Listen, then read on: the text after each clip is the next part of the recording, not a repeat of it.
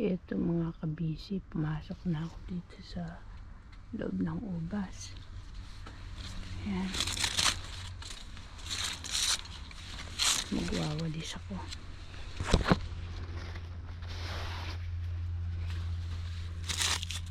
Mainam din yung titig na kung ito magalaw-galaw.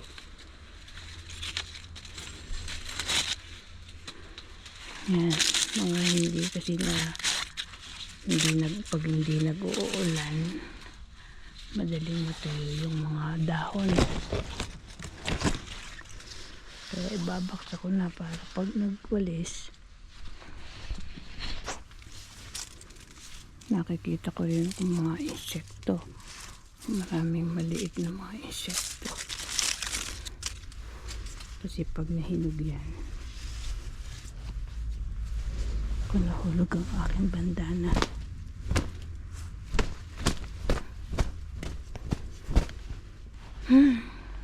mga ubol sa ulo para hindi napapasok ng mga gamu-gamu yung buhok, yung anit. Mahirap yung magkaroon ng kati-kati sa anit.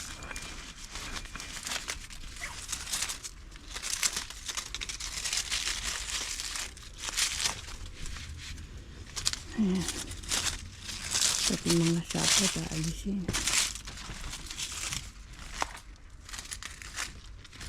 Pwede rin mapilados. Baka ako yung makagat ng insekto. Naka-face mask ako, kaya lang hindi lalagay ko na ang aking headstrap. Kasi pag naka-headstrap, minsan yung loose kasi ang hindi ko inihigpitan, kaya minsan bumababa. So mag-gloves na ako, saka face mask. Alikabok din kasi ito eh.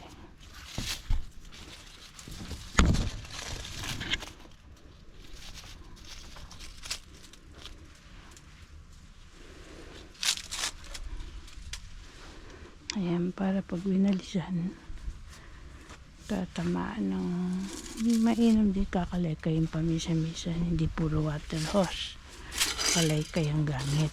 Yan, nabibili namin hulugan.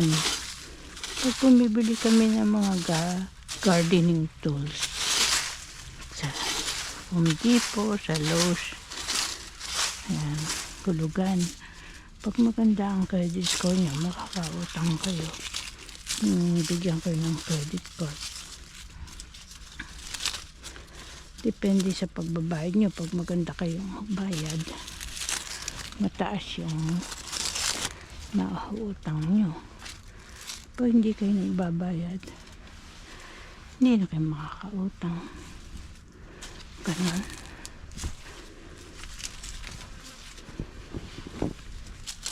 Mainam kasi nagbabayad ng utang para napagkakatiwalaan. Yan. Ngayon, dito ako papasok. Yuyuko. Alisin ko na kung ngayong taon na to, sobrang ulan dito. For 17 years na dito.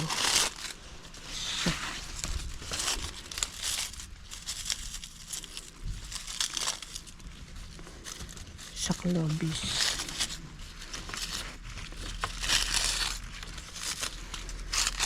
Ngayong taon lang umulan ng sobra. Pero most likely 26 to 27 years na ako sa Amerika. Nagsimula kami sa LA. Nagsimula ako sa New York, 2 years. Tapos LA. Lumipat kami, polluted kasi ang hangin sa LA. Dito maraming puno. Although kahit maraming puno, siyempre pag talagang mainit para kang sa Pilipinas.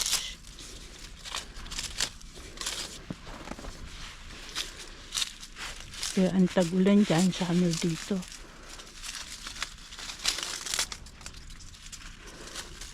Kaya magandang magbabakasyon dyan pag tag-araw. Makikita mo ang view ng mga dagat. Hindi tag-ulan.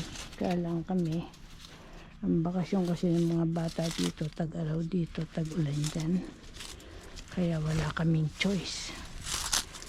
Maliban na ibahin nila yung bakasyon ng mga bata dito or school, kagaya ginawa sa Philippines, binago tas binalik. Dahil siyempre iba talaga yung nakapagbabakasyon din ng mga bata, hindi puro sa computer. Kaya nakakaroon sila ng problema sa internet addiction. Dahil mostly ng mga activities pa gumagamit ng computer. Unlike before, babasa ka talaga ng libro. Yung kasi ang maganda. Kaya sa pagbabasa ng libro, malalaman nyo kung matalino yung teacher or hindi. Pag maraming bumabaksak sa board, ang ibig sabihin walang masyadong alam ang mga nagtuturo, mga teacher. Pero pag maraming pumapasa, ang ibig sabihin nag-aaral ang mga teacher. Hindi lang lagi sa computer.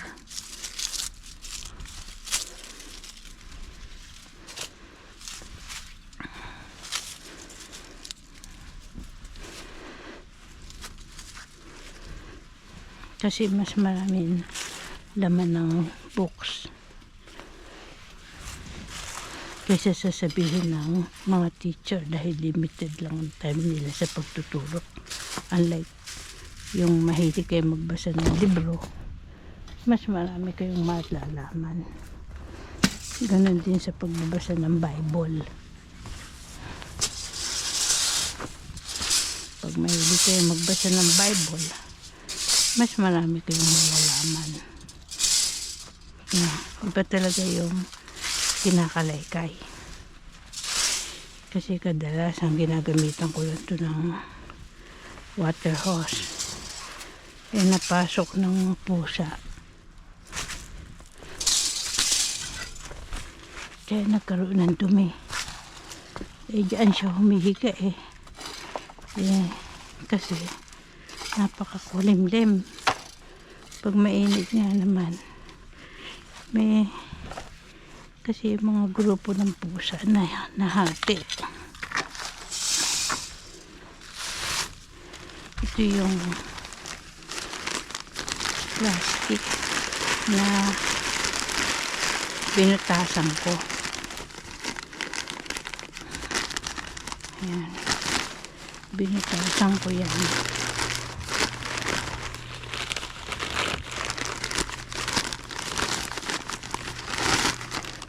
Diyan ko nilalagay ang mga dahon. Tapos kitchen waste na hindi matamis sa ibabaw garden soil bago ko taniman ng buto. Ngayon ito, lumang garden miracle guro na ibinudput ko dito. Kaya kung di nyo pa napanood, subscribe kayo. Yun lang ang chance nyo para mapanood nyo mga dati kong video vlog.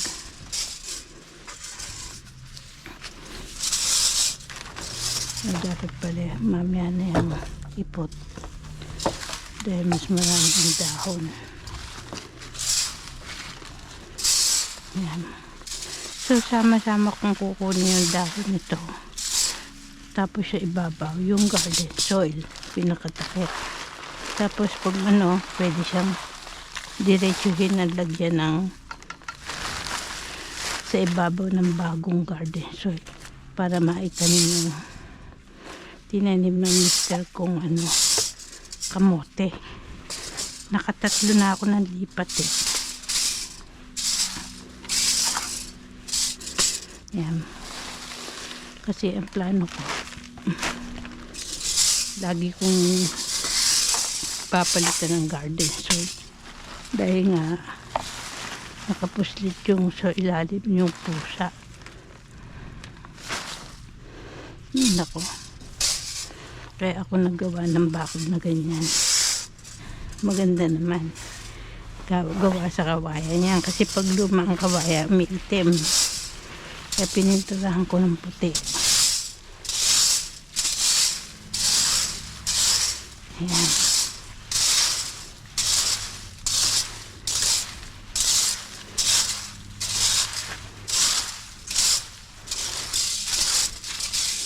So, marami kong lahat ng garden soil bag na Miracle Grow o anumang pataba na binibili namin.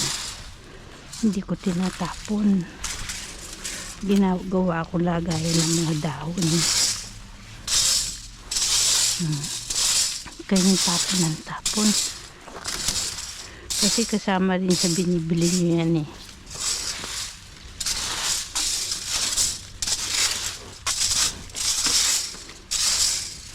Medyo didiligan muna yan next week, saka papalitan ng bagong garden soil para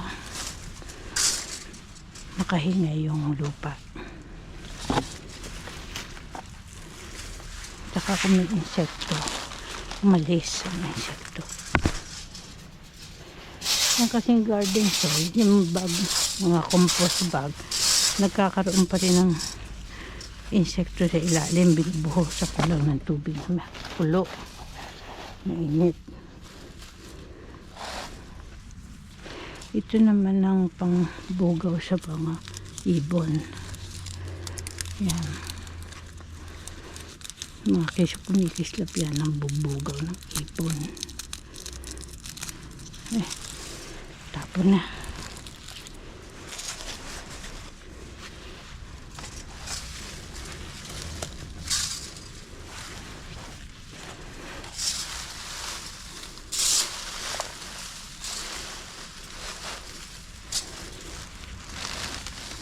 So, kailangan nito bagong plastic para alam niyo ba na ang balat ng dahon ng ubas ay ginagawang tsaa.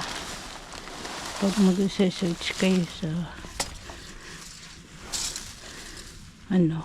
online, ginagawa nilang tsaa yung balat ng dahon ng ubas. Ayan, kaya tinabi ko yung isang dahon na yun sa ibang supot. Tatanim ko na dito yung kamote. Pwede ko nga rin dito ilagay kasi lilim yung kamote. Kaya lang minsan mapabayaan hindi matiligan. Ito kasi may tanim na nilipat ko na dito yung 3 kamote, tapos yung isang sayote.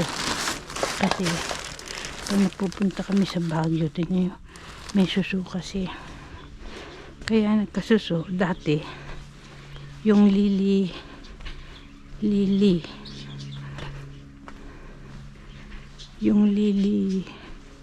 flowers ko nasa labas yan eh. May suso yung kapitbahay namin. Hindi ko napansin, nasa ilalim. Kaya nagkaroon din kami ng suso. Ayan, kaya pag naglilinis ako, dinadamay ko na rin yun. So pagka nagputol ng mga board yung mister ko, sukat para ilagay dyan sa ganito. Ito. Sukat para ilagay dun sa mga ipot-ipot ng mga puko. Ngayon, dala ko yung spatio. Yan. So, para hindi ko ito makalimutan,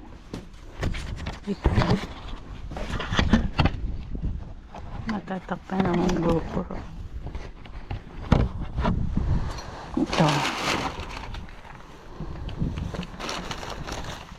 Dadalhin ko na para doon sa dahon doon. Yan natin isinipat kung kamote.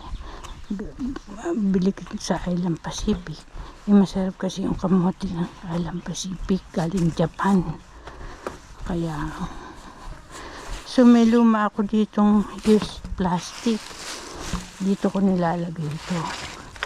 So naka-face shield ako kaya matatakpan ng GoPro.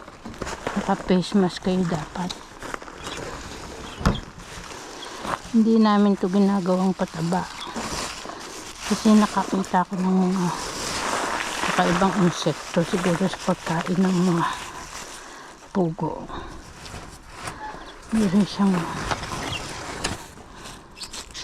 iba itsura ng insekto.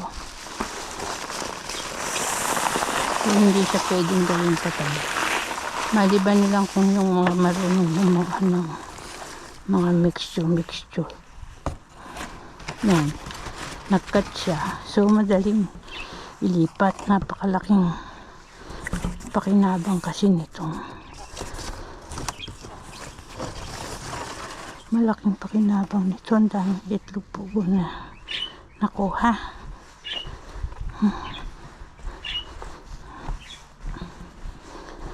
Yan. Pag nahawa na yan, yung mga pinatiyo namin, mga pinatiyo namin